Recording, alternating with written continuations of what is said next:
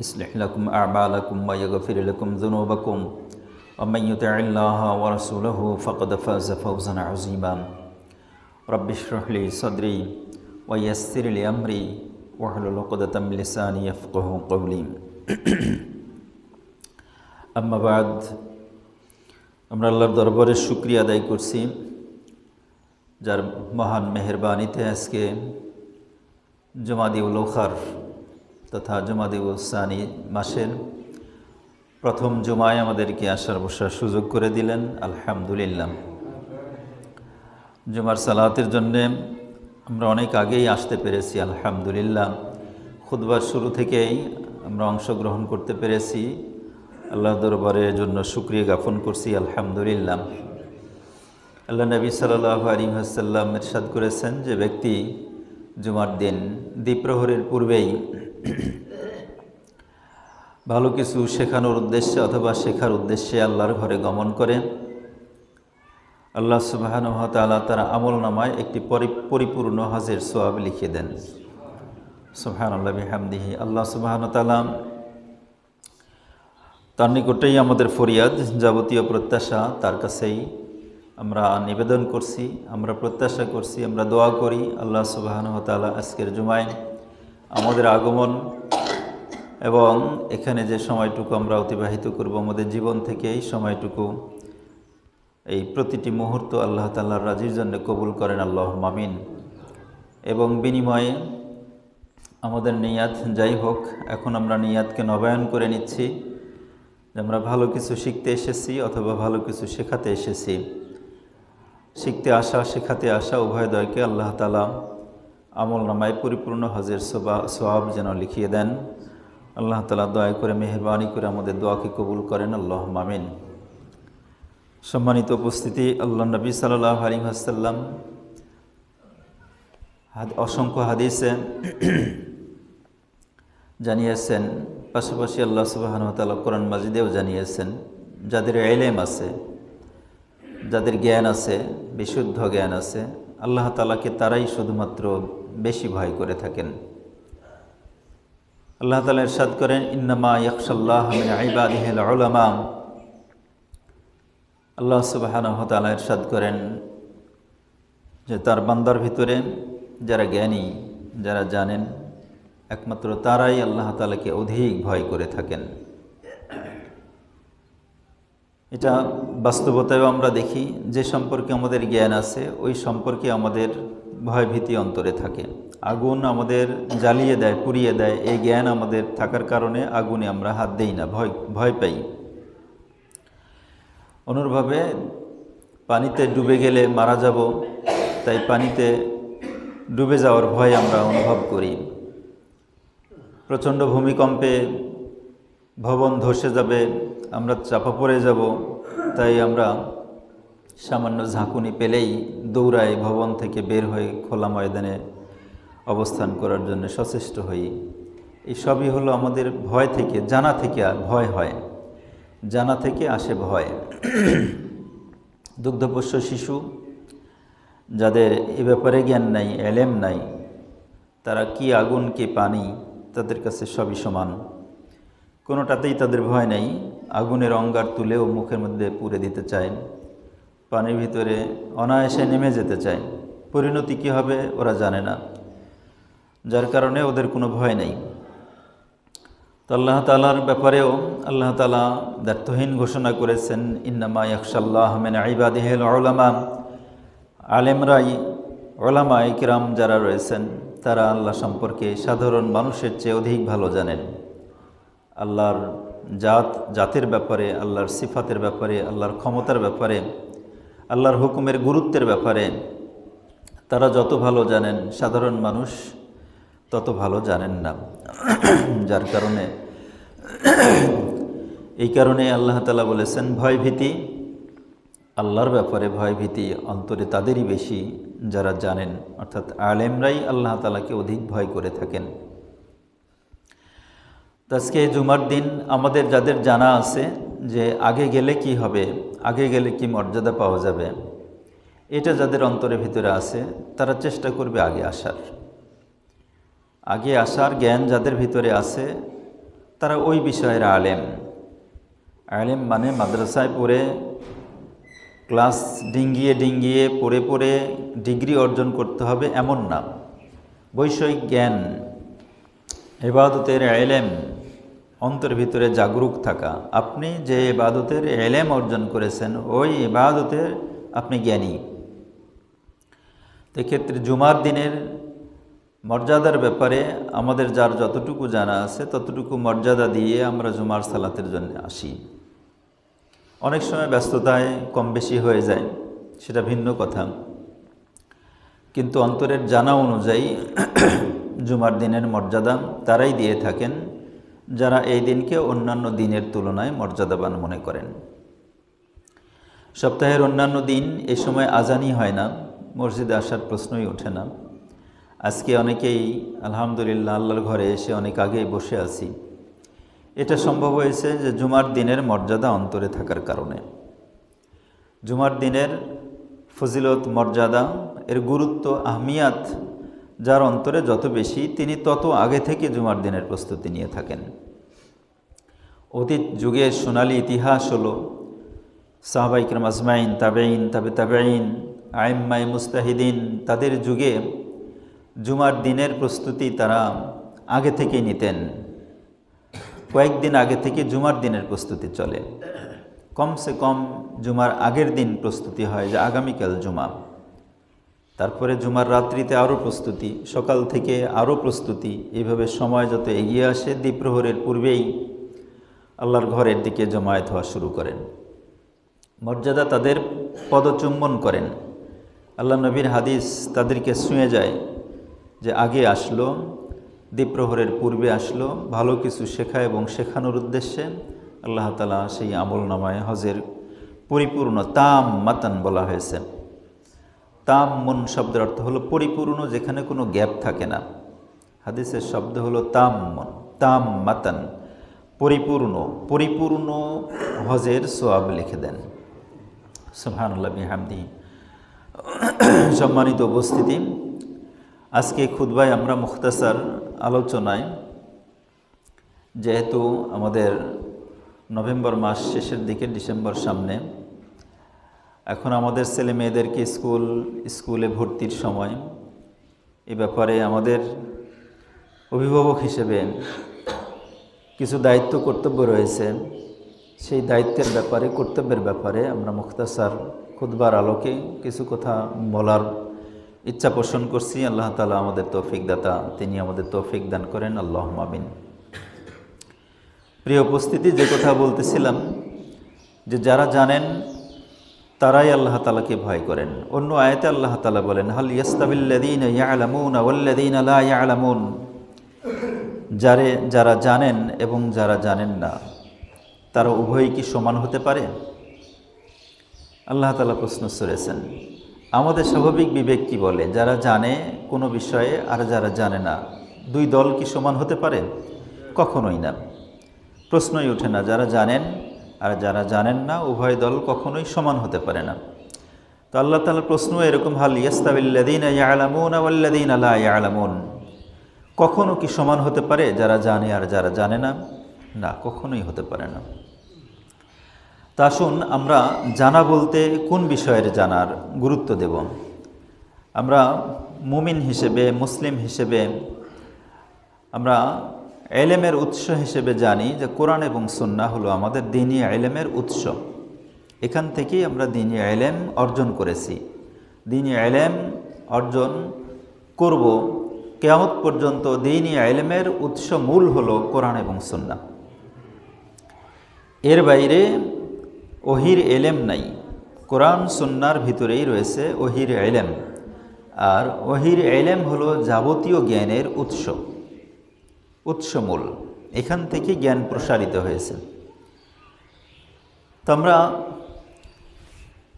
একটু আগেই জানলাম যে আল্লাহ সুবহানাহু ওয়া তাআলাকে অধিক ভয় করেন আলেমগণ, সবচেয়ে বেশি ভয় করেন আলেমগণ।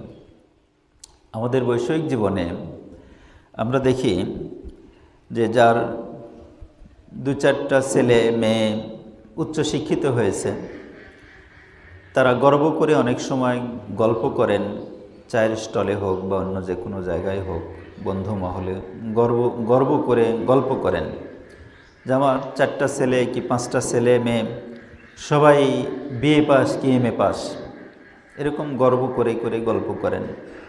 অমুক ছেলে অমুক দেশে থাকেন, অমুক ছেলে অমুক দেশে থাকেন, অমুক ছেলে অমুক চাকরি করেন, অমুক ছেলে এত টাকা বেতন পান, ইত্যাদি ইত্যাদি।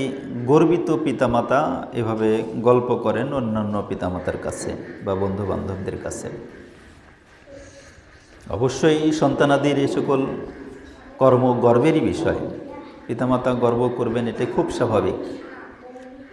সন্তানাদির ভালো কর্মের ব্যাপারে পিতামাতা সম্মানিত হয় দুনিয়াতে এবং আখিরাতে, যার কারণে আব্বা মা তার সন্তানকে নিয়ে, সন্তানের ভালো ক্যারিয়ার নিয়ে বন্ধু মহলে অনেক গর্ব করে গল্প করে থাকেন। তবে এই সকল গল্পগুলি সবই দুনিয়ার জীবনের সংক্ষিপ্ত গল্প। এটা দুনিয়ার জীবনের একেবারেই সংক্ষিপ্ত গল্প, সংক্ষিপ্ত অহংকার মর্যাদা। আমার 5টা ছেলে 5টাই বিএ পাস এমএ পাস, আমার 5টা ছেলে তার 3টাই সরকারি চাকরি করে আর 2টা বিদেশ থাকে, এরকম গল্প। এইগুলি সবই দুনিয়ার তুচ্ছ ক্ষুদ্র সংক্ষিপ্ত জীবনের সংক্ষিপ্ত গর্ব এবং মর্যাদার বিষয়। এই মর্যাদার বিপরীতে যদি কোনো পিতামাতা হাসরের ময়দানে গর্ব করেন যে আমার 5টা ছেলে 5টাই আলেমে দ্বীন, আমি তাদেরকে করে এসেছি, আমি চেষ্টা করেছি তাদের 5জনকেই আলেম বানানোর। এখন আলেম হলে আমাদের সমাজে তাদেরকে বলা হয় ফকিরি বিদ্যা। এটা ব্রিটিশ যুগ থেকেই এ ধরনের প্রবণতা আমাদের সমাজে দেওয়া হয়েছে যে মাদ্রাসায় পড়াশোনা করলে বা দ্বীনি ইলম অর্জন করলে এটাকে বলা হয়েছে ফকিরি বিদ্যা অর্জন করা। আর ফকিরি বিদ্যা অর্জন করলে দুনিয়াবি লাইনে খুব বেশি সম্মান মর্যাদা পাওয়া যায় না। এটাই ব্রিটিশ যুগ থেকেই ব্রিটিশরা খুব কায়দা কৌশলে হলেও খ্রিস্টান এবং হিন্দু শাসিত এই দেশে, এই উপমহাদেশে তারা সক্ষম হয়েছে এই কথাগুলিকে আমাদের মন মগজের মধ্যে প্রবেশ করাতে। আমরা এটা খুব দারুণভাবে হজম করেছি এবং বিশ্বাসও করি সত্যিই তাই, এটা ফকিরি বিদ্যা। যার কারণে অতীত যুগে দেখা গেছে যেই সন্তান, কোনো পিতামাতার যেই সন্তান 5-7টা সন্তানের ভিতরে একজনের চোখ একটু কম দেখে, একজনের হাত বাঁকা, ঠ্যাং বাঁকা, ল্যাংড়া খোরা, কানা ইত্যাদি এলোমেলো স্বভাবের বা প্রতিবন্ধী টাইপের, একে দিয়ে কিছু কাজ হবে না। ফকিরি বিদ্যা অর্জন করার জন্য পিতামাতা তাকে ওই ফকিরি বিদ্যার কারখানায় প্রবেশ করাতো। আর ওই সন্তান ফকিরি বিদ্যা অর্জন করে সে ফকিরদের মতো করে ইনিয়ে বিনিয়ে গান গজল গেয়ে গেয়ে আয় রোজগার করে সংসার চালাতো। এই দেখতে দেখতে আমরা এই পর্যন্ত এসেছি। আর এটা সুকৌশলে ব্রিটিশরা, খ্রিস্টানরা এটাকে আমাদের ভিতরে ঢুকিয়েছে, যেন কোনো সন্তান, কোনো পিতামাতার সন্তান কোরআন এবং হাদিসের কাছাকাছি যেতে না পারে। সুস্থ সবল জ্যান্ত জ্বলন্ত ভালো মেধাবী কোনো সন্তান যেন কোরআন সুন্নাহকে ভালোভাবে রপ্ত করতে না পারে। কারণ কোরআন সুন্নাহ রপ্ত করার অর্থই হলো সে একা থাকে না, কারণ সে নিজেই একটা প্রতিষ্ঠান হয়ে যায়, নিজেই একটা জগৎ হয়ে যায়, নিজেই একটা বিদ্যাপীঠ হয়ে যায়, হয় নিজেই একটা বিশ্ববিদ্যালয় হয়ে যায়। আর তার কাছে হাজার হাজার হয়তো শিক্ষার্থী আসেন এবং তার কাছ থেকে এলেমের নূর অর্জন করে তার আবার শিক্ষার আলো ছড়িয়ে দেন সমাজে। তো একটা ভালো মেধাবী সুস্থ সবল সন্তান যেন কোরআন সুন্নাহর এলেম অর্জন করতে না পারে, এজন্য সুকৌশলে তারা এটাকে ফকিরি বিদ্যা বানিয়ে রেখেছিল। তবে এই প্রবণতা অনেকটা কমে এসেছে বর্তমান সময়ে আলহামদুলিল্লাহ। অনেক অভিভাবক তাদের ভালো মেধাবী ছেলে মেয়ে যারা, তাদেরকেই মাদ্রাসায় দেওয়ার জন্য সচেষ্ট হয়েছে। এটা অনেকটা যুগের পরিবর্তন হয়েছে। তো এটাই হওয়া উচিত, এটাই হওয়া দরকার ছিল আমাদেরও। কারণ যেই পিতা অহংকার করে বলছে, যেই পিতা গর্ব করে বলছে আমার 5টা সন্তান এমএ পাস, আমার 3টা সন্তান বিসিএস ক্যাডার, 2টা সন্তান ওই সিঙ্গাপুর মালয়েশিয়া ইত্যাদিতে থাকে, তার মানে বোঝাচ্ছে সে একজন গর্বিত পিতা। তো এই গর্ব এবং অহংকার সবই হলো দুনিয়ার ক্ষুদ্র তুচ্ছ এই সংক্ষিপ্ত জীবনের জন্যে। এর বিপরীতে কোনো পিতার অর্থের অহংকার নেই, গর্ব নেই, কিন্তু সন্তানগুলি সবই ফকিরি বিদ্যায় বিদ্বান হয়েছেন। কেউ কোনো মসজিদের মুয়াজ্জিন, কোনো মসজিদের ইমাম, কোনো মাদ্রাসার হয়তো মুহতামিম হয়ে আছে, কোনো মাদ্রাসার মুদাররিস হয়ে আছে, বড় কোনো চাকরি নেই। তবে সমাজে মানুষ তাদেরকে অনার করে, সম্মান করে, কাছে ডাকে, কাছে পেতে চায়, তাদের কাছ থেকে বিভিন্ন সমস্যার সমাধান পেতে চায়। এই পিতার গর্ব এবং অহংকার দুনিয়াতে সংক্ষিপ্ত হলেও আল্লাহ তাআলা আখিরাতে বুলন্দ করবেন, উঁচু করে তুলে ধরবেন। আল্লাহ তাআলা এই পিতার মাথাকে সকল মাথার চেয়ে উঁচু করে ধরবেন, উঁচুতে তুলে ধরবেন। কারণ এই পিতার প্রত্যেকটি সন্তানকে ওহির আলোয় আলোকিত করার জন্য সচেষ্ট ছিল। এই পিতা প্রত্যেকটি সন্তানের দিল এবং দিমাগের ভিতরে ওহির ইলম ঢুকানোর জন্য সচেষ্ট ছিল। নিজে রিক্সা চালিয়েছে, অন্যের জমিতে কাজ করেছে, কিন্তু ফিকির করেছে আমার সন্তানের ভিতরে কিভাবে কোরআনের ইলম ঢুকানো যায়, হাদিসের ইলম ঢুকানো যায়, কখন কোন ছেলেকে কত টাকা দিতে হবে ইত্যাদি পেরেশানি নিয়ে, ফিকিরি নিয়ে সে অন্যের বাড়িতে বাড়িতে কাজ করেছে। বিনিময়ে আল্লাহ তাআলা তার সন্তানগুলিকে শিক্ষিত করেছেন, কোরআন সুন্নাহর আলোয় আলোকিত করেছেন। আল্লাহ সুবহানাহু ওয়া তাআলা এই সকল পিতামাতা, এই সকল অভিভাবককে দুনিয়াতে নয়, দুনিয়াতে কিঞ্চিত দেবেন, একেবারেই বঞ্চিত করবেন এমন নয়, দুনিয়াতেও দেবেন এবং আরও বর্ধিত আকারে দেবেন আখিরাতে। এজন্য প্রিয় উপস্থিতি, আমরা যারা এখন আলেম হতে পারিনি, আমরা যারা আলেম হতে পারিনি, শিক্ষিত সন্তানের অভিভাবক হিসেবে গর্ব করছি, অনেক আয় রোজগার করছে এরকম পিতা হিসেবে আমি গর্ব করছি, কিন্তু আলেম হতে পারিনি। এখন নাতিপুতি আছে বা অনেকের সন্তানাদি আছে।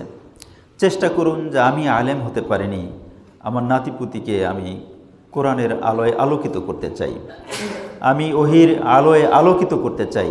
অথবা আমার ছোট সন্তানগুলি আছে যারা আছে, ছেলে হোক মেয়ে হোক, তাদের ভিতরে আমি ওহির ইলম ঢুকাই দিতে চাই। ওহির আলো দিয়ে আমি তাদের হৃদয়গুলিকে উদ্ভাসিত করতে চাই। কেন? এতে লাভ হবে দুই রকমের। এতে লাভ হবে দুই রকমের।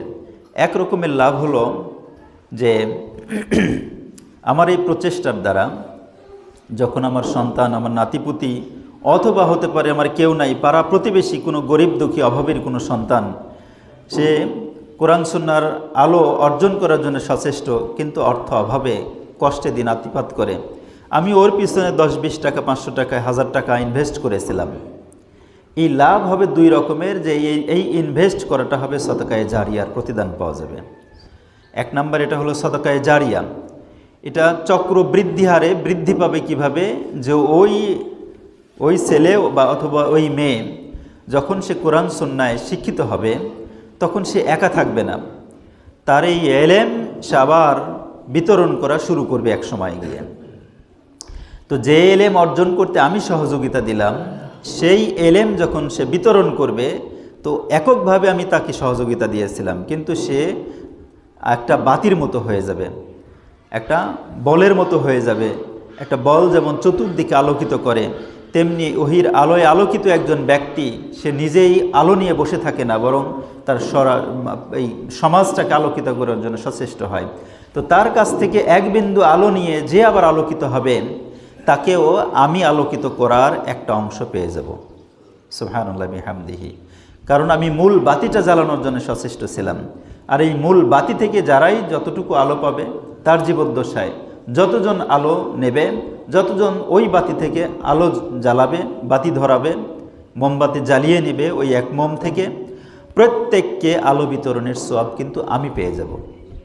এটা সদকায়ে জারিয়া হিসেবে চক্র বৃদ্ধি হারে বৃদ্ধি পাবে। আবার যারা আলো নিয়ে গেল, ওরা ওদের ওই আলোটাকে নিজের মধ্যে আবদ্ধ রাখবে না, তার কাছ থেকে আবার অন্যরা আলো নেবে, এলেম নেবে, এইভাবে অনন্তকাল চলতেই থাকবে। এটা প্রথম নাম্বার লাভ, এটা সবচেয়ে বড় লাভ, সবচেয়ে বড় ব্যবসা। দ্বিতীয় নাম্বার লাভ হলো যে এই ধরনের কর্মের দ্বারা এই কর্ম কখনোই মরে না। আমি মরে যাব, মৃত্যুর পরেও আমার কবরে এর যাজা পৌঁছাতে থাকবে। এটা হলো দ্বিতীয় লাভ। যখন আমি আমার সন্তানকে কোরআন সুন্নাহর আলো দিয়ে আলোকিত করার জন্য সচেষ্ট করে যাব, আমি নিজে আলেম নই, কিন্তু আমার মনের তামান্না, আমার মনের ইচ্ছা, ইরাদা, ঐকান্তিক চাহিদা, আকাঙ্ক্ষা হলো আমি আমার সন্তানটাকে আলেম করতে চাই। আমি নিজে হতে পারিনি, আমি নিজে শিক্ষিত হতে পারি নাই, আমি কোরআন জানি না, হাদিস জানি না, আমার সন্তান আল্লাহ তাআলা নেয়ামত হিসেবে দিয়েছেন, আমি তাকে কোরআন সুন্নাহ দিয়ে আলোকিত করতে চাই। এটা যদি আমি করে যেতে পারি, আমি প্রচেষ্টা চালিয়ে যেতে পারি, তাহলে আমার মৃত্যুর পরেও কবরে শুয়ে শুয়ে ওর যাজা আল্লাহ তাআলা আমার কবরে পৌঁছায় দেবেন ইনশাআল্লাহ। পেতেই থাকবো, এটা শেষ হবে না। তাহলে দুই প্রকারের লাভ, অত্যন্ত মর্যাদাময় লাভ। যে লাভটা ওই গর্বিত পিতা পাবেন না যিনি গল্পে আড্ডায় বলছেন যে আমার 4-5টা সন্তান, সবাই বিএ পাস, এমএ পাস, অমক অমক চাকরি করে, অমক অমক দেশে থাকে, ইত্যাদি ইত্যাদি গর্বের সাথে গল্প করে যাচ্ছেন। বরং তার চেয়ে এই দিন মজুরের সন্তান সে যদি ওহির আলোয় আলোকিত হয়, তাহলে এই পিতা গর্ব করুক চাই না করুক, দুনিয়া তার জীবন, এই সংক্ষিপ্ত জীবন শেষ হয়ে যাবে, মর্যাদাময় জীবনই গুজরান করবেন, শেষ হবে। তবে হয়তো তার মতো আলিশান ঘর দরজা হয়নি, কিন্তু আল্লাহ তাআলা তার মর্যাদা দুনিয়াতেও রাখবেন, আখিরাতে বুলন্দ করে দেবেন। আলিশান মর্যাদা আল্লাহ তাআলা অনন্তকালের মর্যাদা দেবেন আখিরাতে। এজন্য প্রিয় উপস্থিতি, আল্লাহ সুবহানাহু ওয়া তাআলা আমাদেরকে তার নিয়ামত স্বরূপ যে সন্তানগুলি দিয়েছেন, সেই সন্তানগুলিকে আপনারা সচেষ্ট করুন, তারা যেন ওহির আলোয় আলোকিত হয়। আল্লাহ নবী সাল্লাল্লাহু আলাইহি ওয়াসাল্লাম ইরশাদ করেছেন, তালাবুল ইলমি ফারিদাতুন আলা কুল্লি মুসলিমিন। প্রত্যেক মুসলমানের জন্য ইলম তলব করা হলো ফরজ। আমাদের প্রত্যেকের জন্যেই মৌলিক ইলম অর্জন করা, মৌলিক কোরআন সুন্নাহর জ্ঞান অর্জন করা, মৌলিক জ্ঞান, মূল জ্ঞান যতটুকু অর্জন না করলে ইসলামী জিন্দেগি গুজরান করা সম্ভব হয় না, ইসলামী জীবন যাপন করা অসম্ভব হয়ে যায়, ততটুকু পরিমাণে ইলম অর্জন করা আমাদের সবার জন্য ফরজ, সবার উপরে ফরজ। যতটুকু ইলম অর্জন না করলে কিভাবে সালাত, কিভাবে সিয়াম, কিভাবে জাকাত, কিভাবে প্রতিবেশীর হক, কিভাবে স্ত্রী সন্তানাদির হক, কিভাবে পিতামাতার হক ইত্যাদি আদায় করতে হয়, এই মৌলিক হকের ব্যাপারে, মৌলিক ফরজিয়াতের ব্যাপারে ইলম অর্জন হয় না। যতটুকু জ্ঞান অর্জন না করলে ততটুকু জ্ঞান অর্জন করা আমাদের সবার জন্য ফরজে আইন, দায়িত্ব। পাশাপাশি আমরা যারা অভিভাবক, আমরা যারা পিতামাতা হয়েছি, আমাদের উপরে আরেকটা অপরিহার্য দায়িত্ব, আরেকটা ফরজে আইন দায়িত্ব, আমার সন্তানাদিকে ইসলামী জ্ঞানে জ্ঞানী করা, এই মৌলিক জ্ঞানে তাকে জ্ঞানী বানানোর প্রচেষ্টা করা আমি অভিভাবক হিসেবে আমার উপর ফরজে আইন দায়িত্ব। আল্লাহ তাআলার দেয়া নিয়ামত সন্তানাদি তাকে ছেড়ে দেওয়া যাবে না। অবহেলা করে কোনো সন্তান যদি বেনামাজি হয়ে যায়, কোনো পিতামাতার অবহেলায়, কোনো পিতামাতার অলসতায়, অবহেলায় কোনো সন্তান যদি বেনামাজি হয়ে যায়, পাপী হয়ে যায়। কোনো সন্তান পিতামাতার অবহেলায়, অবহেলা বলতে কি বোঝায়? অবহেলা বলতে আপনারা জানেন, যে পরিমাণ শাসন করলে সে আল্লাহমুখী হতো, ওই পরিমাণ শাসন, ওই পরিমাণ আপনার তরবিয়াত, দেখভাল কোনো অভিভাবক যদি না করে, তাহলে সেটাই অবহেলা। যে পরিমাণ তরবিয়াত, ইসলামী তরবিয়াত, দায়িত্ব কর্তব্য পালন, যে পরিমাণ দায়িত্ব পালন করলে সে আল্লাহমুখী হতো, ওই পরিমাণ দায়িত্ব পালন না করাটাই হলো অবহেলা। আমার ঔরসজাত সন্তান কাফির হবে, এটা তো আমি কখনো মেনে নিতে পারিনি। আর সালাত তরক করাকে হাদিসে কুফুরির সাথে তুলনা করা হয়েছে। যে সালাত তরক করে, নামাজ তরক করে অবহেলায়, নিজের ইচ্ছায় প্রতি ওয়াক্তের পর ওয়াক্ত সালাত তরক করছে আমার সন্তান, আমি ইমানের দাবিদার। যদি আপনি এভাবে ক্রমাগত সালাত তরক করে, তাহলে জানবেন আপনার ভিতরে, আমার ভিতরে শতভাগ অবহেলা আছে, অবহেলা ছিল। ওই শৈশবকাল থেকে তার প্রতি যদি আমার তীক্ষ্ণ নজরদারি থাকতো, তাহলে আমার এই সন্তান পাপী হতে পারে না। সালাত তরক করার অর্থ কি? সে মহাপাপী। মহাপাপী সন্তান আমার আন্ডারেই আছে, আমি তাকে কিন্তু কষ্ট করে ব্যবসা বাণিজ্য, ক্ষেত খামারি করে, আয় রোজগার করে এই মহাপাপীর মুখের গ্রাস উঠায় দিচ্ছি, বাজারঘাট করে করে। তার পোশাক পরিচ্ছদ আমিই কিন্তু কিনে দেই, আমার পকেটের টাকা দিয়ে এই লুঙ্গি ছিঁড়ে গেছে, বেটা লুঙ্গি ছিঁড়ে গেছে তোমার, হ্যাঁ আব্বু, হ্যাঁ লুঙ্গি কিনে দিচ্ছি, প্যান্ট লাগবে, হ্যাঁ প্যান্ট কিনে দিচ্ছি, জুতা স্যান্ডেল সবই দিচ্ছি, এই শীতকালীন পোশাক আব্বু, এই দেখো জ্যাকেট কিনছো সে 3 বছর আগে, এই কি পরা যায়, আচ্ছা ঠিক আছে আব্বু কিনে দিচ্ছি, সব ঠিক আছে আব্বু, আব্বু ডাকও ঠিক আছে, কেনাকাটাও সব ঠিক আছে। তাহলে আপনার ছেলে সালাত আদায় করে না, এই ক্ষেত্রে আপনার নজরদারি কোথায়? এখানে আপনি বলবেন না যে ওই নূহ আলাইহিস সালামও তার ছেলেকে পারে নাই বাপু, ওই যখন প্লাবন আইছিল তার নূহ আলাইহিস সালামের ছেলেও এরকম প্লাবনে ডুবে গেছে, নবী হয় তার ছেলের সাথে পারে নাই, আর আমি তো সাধারণ মানুষ। এই বক্তব্য এখানে চলবে না। নূহ আলাইহিস সালাম কতবার তার ছেলেকে দাওয়াত দিয়েছেন, এই হিসাব কি জানেন? আল্লাহ নবীর চাচা, আপন চাচাকেই হেদায়েত দিতে পারেন নাই আল্লাহর রাসূল হিসেবে, আর আমি তো কি? তো আল্লাহ নবী তার চাচার কাছে কতবার দাওয়াত দিয়েছেন সেই হিসাব কি জানেন? তো এই হিসাবটা করে আপনার সন্তানের কাছে ততবার দাওয়াত দেন। তো আল্লাহ নবী তার চাচার কাছে কতবার দাওয়াত লাগাইছেন দিন গ্রহণের জন্যে, ঠিক ততবার আপনার সন্তানের কাছে দাওয়াতটা দিয়ে এরপরে বলেন আল্লাহ নবীই পারেনি বাপু, আর আমি কিভাবে পারি? এবার এসে বলেন, তাহলে মানায় কথা। তো প্রিয় ভাইয়েরা, সন্তান বখাটে হয়ে যাচ্ছে, পাপী হয়ে যাচ্ছে, বেনামাজি হয়ে গেছে, ক্রমাগত এভাবে চলছে, তারপরে আমি দিনদার মুমিন হিসেবে দাবিদার এবং দিনের রাহবার হিসেবে দাবিদার, এটা হলো ধার্মিকতা, এটা বাতুলতা। এই দাবি একেবারেই বাতিল, ফালতু দাবি। আল্লাহ সুবহানাহু ওয়া তাআলার কাছে, কোরআন সুন্নাহর কাছে এই দাবি একেবারেই অগ্রাহ্য হবে। এজন্য আসুন আমরা এখন থেকেই আমার সন্তান যে আমার আন্ডারে আছে, ত্যায্য পুত্র তো করে দেননি কাউকে, এরকম অভিভাবক কেউ আছেন যে নামাজ পড়ে না বাপু, এই কারণে ত্যায্য পুত্র করে দিছি, যা তুই আমার সন্তানই না, তুই আমার উত্তরাধিকার পাবো না, আমার জমির থেকে 1 ইঞ্চি জমি তুই পাবো না, যা তোকে আজকে থেকে একদম উইল করে দিলাম, এফিডেভিট করে দিয়ে দিলাম, তুই নোটারি পাবলিকের মাধ্যমে তুই আমার জমি থেকে 1 জাররাও পাবো না যদি তুই আমার হুকুম পালন না করিস। আর আমার হুকুম কি? তোকে 5 ওয়াক্ত সালাত আদায় করতে হবে, এটা আমার হুকুম না, আমার মালিকের হুকুম। আমার মালিকের হুকুম তুই তরক করবো, আর আমার জমি, আমার আন্ডারে আল্লাহ তাআলা যে জমি দিয়ে রেখেছেন, আল্লাহরই দেয়া নিয়ামত, এই নিয়ামত তুই ভোগ করবো, এই অধিকার আমি তোকে দেবো না, এখান থেকে বঞ্চিত করব। কয়জন পিতা আছেন যে এই কাম আমি আজকে যাই, এই হুমকিটা আজকে দেব, তারপরে বলবেন যে আল্লাহ নবীই পারেনি বাপু, আর আমি তো, খালি মুখে এইটা বলবেন না, এইটা বলে দায়িত্ব থেকে মুক্ত হওয়া যাবে না প্রিয় ভাইরা। এজন্য আসুন আমরা আলেম হতে পারিনি, কিন্তু আমার সন্তানটাকে আলেম করার জন্য সচেষ্ট হই।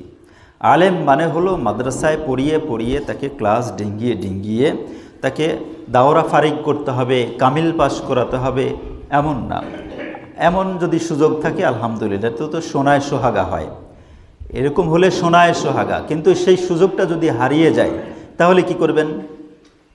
সেই সুযোগটা হারিয়ে গেছে, এখন আপনি নিজেও মাদ্রাসায় ভর্তি হতে পারেন না, আপনার সন্তানটা এমন পজিশানে চলে গেছে যেই পজিশানে আর মাদ্রাসায় আলিফ বা তাসা পড়ানোর সুযোগও নাই।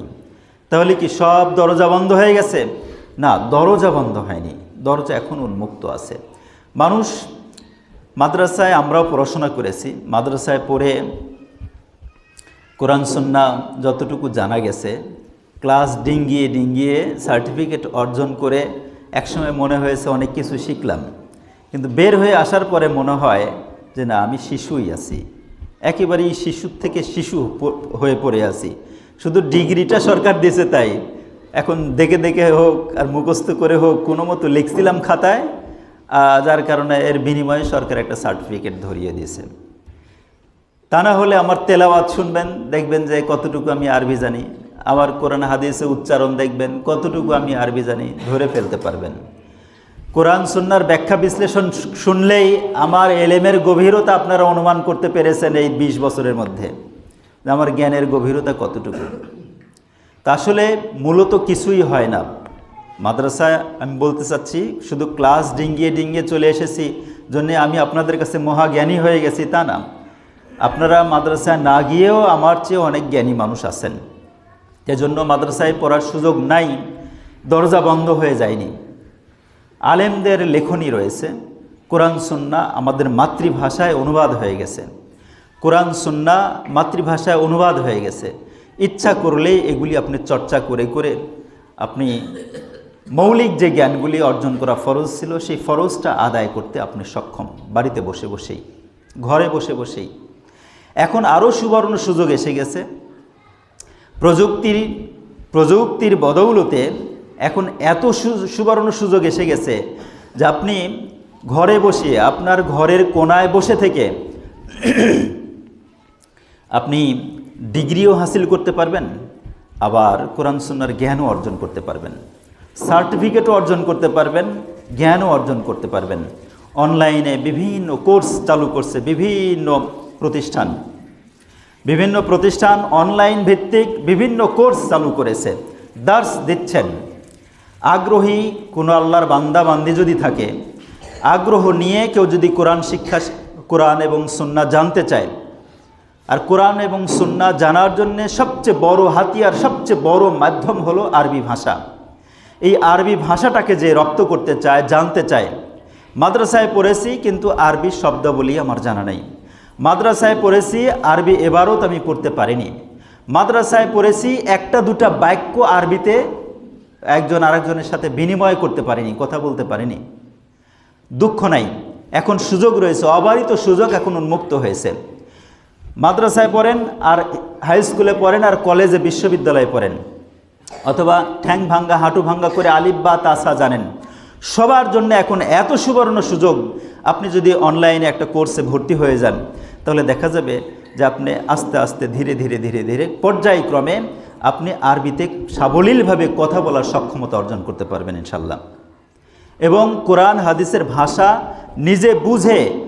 নিজে বুঝে আপনি কোরআনের আয়াত পড়ে পড়ে, হাদিসের বাক্যবলী পড়ে পড়ে এই অনুবাদ পর্যন্ত আপনি করতে সক্ষম হবেন ইনশাল্লাহ।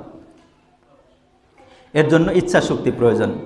এক্ষেত্রে আমি একটা প্রতিষ্ঠানের নাম বলতে পারি, আল মানার ইনস্টিটিউট।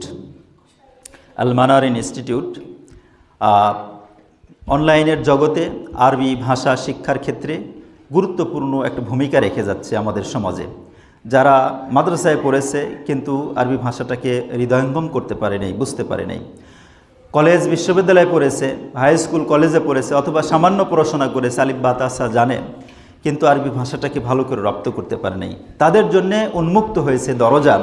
কেউ যদি আল মানার এই ইনস্টিটিউটে আপনারা অনলাইন কোর্সে ভর্তি হয়ে যান, 1 বছরের কোর্স, ধীরে ধীরে সপ্তাহে 3 দিন 4 দিন ক্লাস, এভাবে যদি চলতে থাকে, রাত 9টা থেকে 10টা পর্যন্ত 1 ঘন্টার ক্লাস, কেউ যদি শরিক হয়ে যান, তাহলে দেখবেন ধীরে ধীরে পর্যায়ক্রমে আপনার একটা সক্ষমতা তৈরি হয়ে যাবে। আপনি আরবি বাক্য নিজে নিজে পড়তে পারছেন এবং শব্দার্থগুলি আপনার জানা হয়ে যাচ্ছে, এবং আপনার হাতের লেখনীগুলি ঠিক হয়ে যাচ্ছে সুন্দরভাবে, এবং একসময় দেখবেন কোরআন এবং হাদিস আপনি হৃদয়ঙ্গম করতে আপনার জন্য অনেক সহজ থেকে সহজতর হয়ে যাচ্ছে। এই প্রতিষ্ঠানের প্রধান তিনি আমারও উস্তাদ, আকরাম বিন জামাল হাফিজাহুল্লাহ ওনার নাম। বয়সে নবীন কিন্তু এলেমে প্রবীণ। তিনি আমারও উস্তাদ। আমিও ওনার আন্ডারে থেকে থেকে মাদ্রাসায় পড়েছি, কিন্তু আরবি ভাষাটাকে সেই কত বছর আগে 2000 সালে আমার ছাত্র জীবন শেষ হয়ে গেছে। তো আলহামদুলিল্লাহ এখন আমি আবার নতুনভাবে আমার ছাত্রত্বকে ফিরিয়ে নিয়ে এসেছি। ওনার আন্ডারেই আমি আবারও আরবি ভাষার উপরে, আরবি সাহিত্যের উপরে আবারও কোর্স করার জন্য সচেষ্ট হয়েছি আলহামদুলিল্লাহ। ব্যক্তিগতভাবে যেটা অনুভব করছি, এই কোর্সটা সবার জন্যই প্রয়োজন। এটার মাধ্যমে কোরআন এবং সুন্নাহটাকে ভালোভাবে বোঝা, ভালোভাবে রপ্ত করা অত্যন্ত সহজ হয়ে যাবে।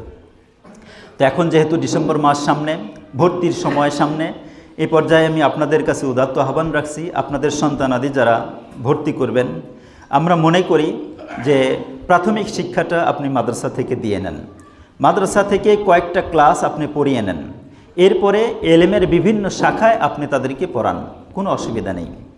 এলেমের বিভিন্ন লাইনে তাদেরকে বিচরণ করান, কোনো অসুবিধা নেই।